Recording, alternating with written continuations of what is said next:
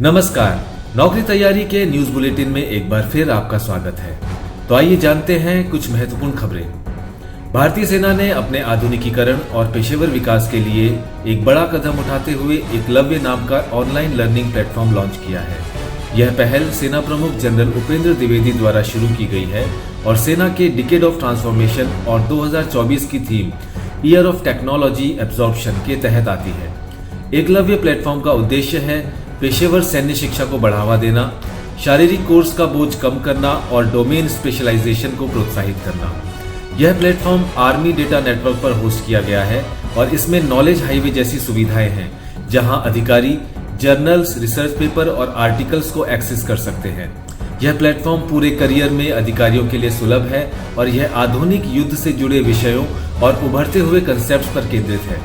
इस मौके को और भी खास बनाते हुए नेपाल के राष्ट्रपति रामचंद्र पौडेल ने जनरल उपेंद्र द्विवेदी को शीतल निवास नेपाल में आयोजित एक समारोह में नेपाल आर्मी का ऑनरेरी जनरल का दर्जा प्रदान किया। भारतीय तटरक्षक बल द्वारा सरेक्स 24 यानी national maritime search and rescue exercise का 11वां संस्करण कोच्चि, केरल में आयोजित किया जा रहा है। यह अभ्यास national maritime search and rescue board द्वारा आयोजित किया गया है, जो समुद्री सुरक्षा और बचाव कार्यों में भारत की प्रतिबद्धता को प्रदर्शित करते हैं। इस एक्सरसाइज में विभिन्न सरकारी एजेंसियां, सशस्त्र बल और अंतर्राष्ट्रीय संगठन हिस्सा ले रहे हैं। सरेक्स 24 का उद्देश्य है समुद्री आपातकालीन स्थितियों से निपटने की रणनीतियों का अभ्यास करना, तटरक्षक बल और अन्य भागीदार एजेंसियों के बीच समन्वय को बेहतर बनाना, जीवन रक्षक तकनीकों और उपकरणों के उपयोग को बेहतर बनाना। इस अभ्यास में समुद्री क्षेत्र में फंसे लोगों को बचाने के लिए आधुनिक तकनीक, हेलीकॉप्टर रेस्क्यू और नाव संचालन जैसे कई परिदृश्यों का अभ्यास किया जा रहा है। इसके अलावा इस आयोजन के माध्यम से समुद्री सुरक्षा में भारत की प्रगति और उसकी वैश्विक भूमिका को भी उजागर किया गया है।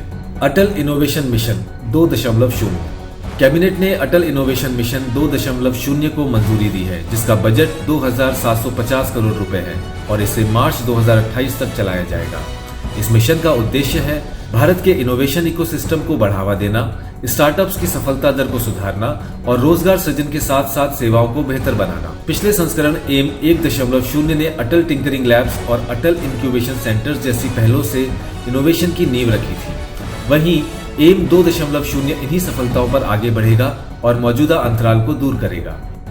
Pan 2.0 project. आयकर विभाग ने पैन 2.0 प्रोजेक्ट को लॉन्च किया है, जिसका उद्देश्य स्थायी खाता संख्या अर्थात पैन प्रणाली का आधुनिकीकरण करना है।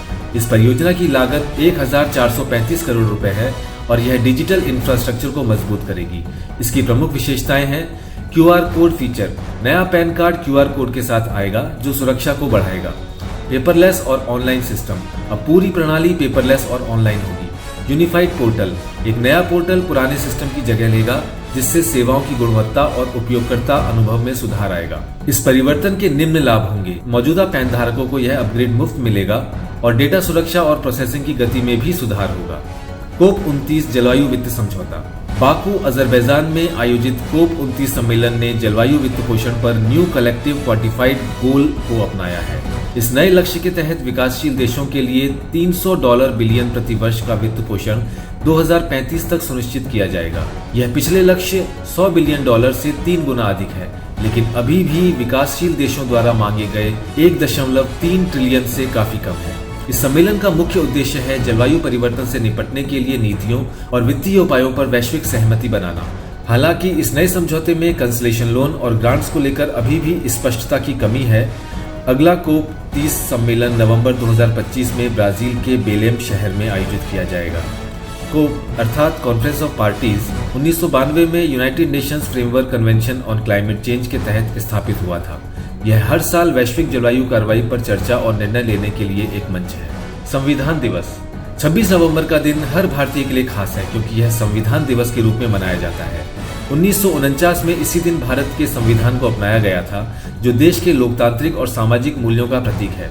संविधान दिवस का उद्देश्य है देश के नागरिकों में संविधान के प्रति जागरूकता फैलाना और इसके सामाजिक न्याय, समानता और स्वतंत्रता के आदर्श को बढ़ावा देना। यह दिन संविधान निर्माता डॉक्टर भीमराव अंबेडकर और संविधान सभा के सदस्यों को श्रद्धांजलि देने का भी दिन है। One nation one subscription. प्रधानमंत्री श्री नरेंद्र मोदी जी ने वन नेशन वन सब्सक्रिप्शन योजना को मंजूरी दी है, जो 2025 से 2027 तक 3 वर्षों के लिए लागू होगी। इस योजना के तहत 6000 करोड़ का बजट आवंटित किया गया है।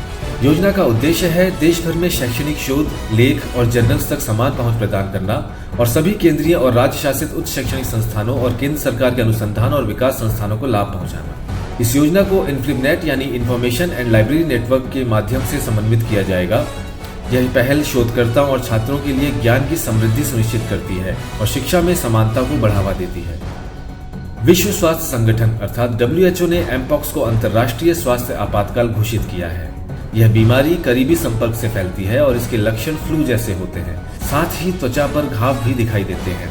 अधिकांश मामलों में लक्षण हल्के होते हैं, लेकिन जिन क्षेत्रों में स्वास्थ्य सुविधाएं कमजोर हैं, वहां यह गंभीर रूप से प्रभावित कर सकता है। WHO ने इस बीमारी से निपटने के लिए 2 वैक्सीनों को मंजूरी दी है। बोवेरियन नॉर्डिक की वैक्सीन, जिसे इस वर्ष की शुरुआत में अधिकृत किया गया था, और जापान की KM बायोलॉजिक्स वैक्सीन, जिसे सितंबर में आपातकालीन उपयोग की सूची में जोड़ा गया। एमपॉक्स 3 चरणों में विकसित होता है: इंक्यूबेशन, फिर प्रोड्रोम और रैश। इस बीमारी की गंभीरता को देखते हुए प्रधानमंत्री श्री नरेंद्र मोदी जी ने 18 अगस्त 2024 को भारत की तैयारी और स्वास्थ्य उपायों की समीक्षा के लिए एक उच्च स्तरीय बैठक की अध्यक्षता भी की थी। Teacher app. शिक्षकों के कौशल विकास को प्रोत्साहित करने के लिए केंद्रीय शिक्षा मंत्री श्री धर्मेंद्र प्रधान ने टीचर ऐप लॉन्च किया है। यह ऐप राष्ट्रीय शिक्षा नीति 2020 के अनुरूप है और शिक्षकों को भविष्य के लिए तैयार करने का एक महत्वपूर्ण उपकरण है। टीचर ऐप की प्रमुख विशेषताएं हैं: 260 घंटे से अधिक की सामग्री, जिसमें पाठ्यक्रम, वीडियो और वेबिनार शामिल हैं। इंटरैक्टिव टूल्स जैसे क्विज, प्रतियोगिताएं और live expert sessions. Teacher kits, जिसमें 900 घंटे के पाठ योजनाएं, वीडियो और वर्कशीट शामिल हैं। यह ऐप वेब, iOS और एंड्रॉइड पर निःशुल्क उपलब्ध है। इसका उद्देश्य है शिक्षकों की प्रभावशीलता को सुधारना, स्कूल नेतृत्व को सशक्त बनाना और एक ज्ञान आधारित समाज का निर्माण करना। तो यह थी कुछ महत्वपूर्ण खबरें। हमें अगली बार देखना ना भूलें हमारे अगले बुलेटिन में। जय हिंद, धन्यवाद।